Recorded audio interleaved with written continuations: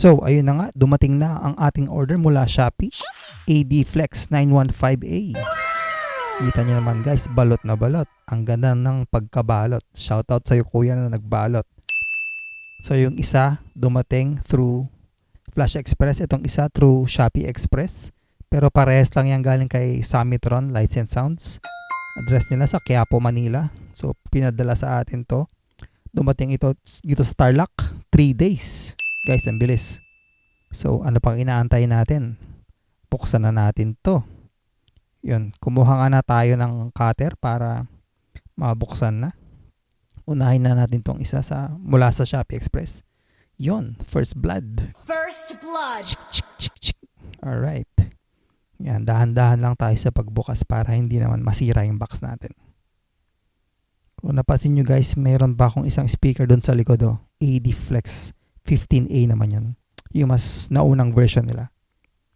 So ito yung mas bago. AD Flex 915. Ayun, dahan-dahan lang tayo sa pagbukas.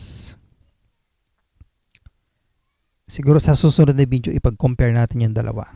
As of now muna, unboxing lang muna tayo. So, bilis na natin. Fast forward ko na to para mapabilis ang pagbukas. Ayun na nga. Ganda ng pagkabalot. Ang kapal ng ng bubble wrap niya. So, safe na safe talaga. So, yung isang box, okay naman. Dito tayo sa pangalawang box. Same din. Ganun din siya. Nakapalang bubble wrap. So, safe. Yan. Oops. Pakita ang baby. Yan. Malapit na. So, after matanggal yung bubble wrap, ito na itsura niya. Kita niya naman. Naka-tape pa siya from factory. I think hindi ito nabuksan ng Summitron. Hindi nila ito na testing kasi yung pagkapak niya yung from factory talaga eh. Paano ko nasabi? Paano masabi? Nakikita natin mamaya. Yan nga, mababasa natin 1,400 watts, 136 dB max SPL, FIR phase. Hindi naman tayo ganun ka-technical pero base na lang natin sa tunog kung anong verdict natin, kung anong husga natin dito sa speaker na to. I think maganda siyang upgrade mula doon sa mula sa previous model nila. So ayun na, dahan-dahan nating i-cutter ulit ito para hindi mahiwa ang speaker. Yun kita nyo, tinitignan ko yan, nakatahi yan eh. Nakatahi yung mga kita nyo may mga hibla-hibla. Kaya nasabi ko na hindi pa ito nabuksan eh. Ayan plastic. Alam niyo yung pakiramdam ng magbukas ng bago na brand new, sarap sa pakiramdam. Grabe yung amoy niya yung amoy ng plastic. High na high pare. Goods na goods, all goods. Good shit man. Alright, tignan natin. Wala naman siya kagas-gas-gas-gas. Bagong bago. Napaka-safe ng shout out sa inyo mga nag-deliver, mga courier natin. Yan mabasa natin. Line 1, line 2, tapos 6 na preset. Live 1, live 2, EDM, crossover, flat, tsaka monitor. So 6 na presets. Nasa sa inyo na kung saan nyo gagamitin. Pang monitor nyo ba? Pang main nyo? Okay, ito sa sa box meron siyang power cable na kasama syempre at manual. Ayan, pag meron tayong gustong malaman, basahin lang natin dito sa manual. Hindi ako nagbabasa. Trial and error lang ako. Joke lang. Sige, next time basahin natin. So, ito, power cable. So, US plug siya. 3 yung ulo. Tapos, speak on. Okay. Sa pangalawang box naman tayo ngayon. Okay, buksan na natin. Silyadong may may lock pa. Kasi may mga hibla-hibla.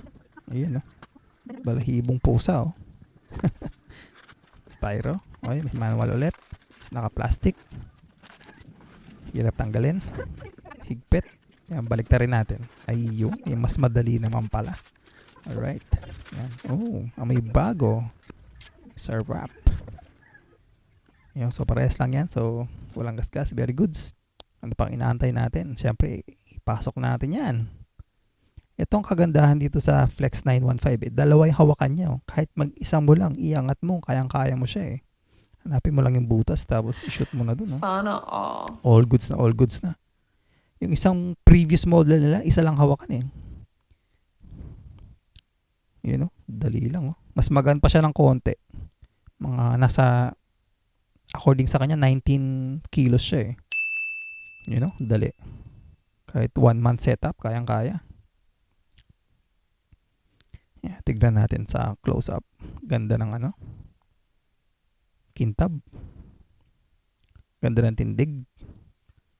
Mas yung niya, yung panlabas niya.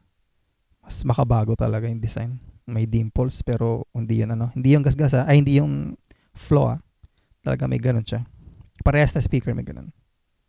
So ayan nga. Ayun basahin nyo na lang yan guys. Importante basahin nyo rin yan. So yun, AC input, doon tayo sasaksak mamaya. So may lock pa siya dito. Nahihigpitan siya. Ito yung mga wala sa mga previous model eh. Sa Flex 15A walang higpitan na ganun eh. So ayun. Kita niya naman tindig. Ganda. Tsaka yung pagkakadesign niya, ganda rin. So saksak na natin tong power cable niya. Tali. Atali pa. So yun. US plug. 3 yung ulo. Yung iba tinatanggal yung ground eh. So ako, hindi muna. Saka na. So, yun ang kulay blue. Saksak sa kulay blue. Ganun lang din yun. Yan. Tapos pihitin pa kanan para mag-lock. Yan, na-lock na yan. So, okay na. Tapos saksak na rin natin tong XLR cable. Sa line 1 or line 2. Sa line 1 muna siguro. Tapos yung preset, try natin yung live muna. Tapos volume gitna lang muna.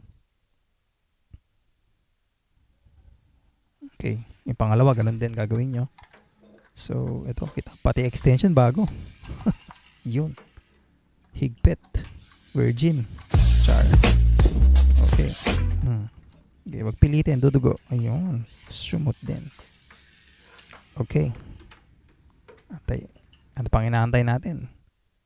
Sound check na natin to. Sindihan muna natin, syempre. Yun. Sumindi naman siya. Yung green na ilaw, nag-indicate na nag-power na siya. Pangalawang speaker, nag-on din.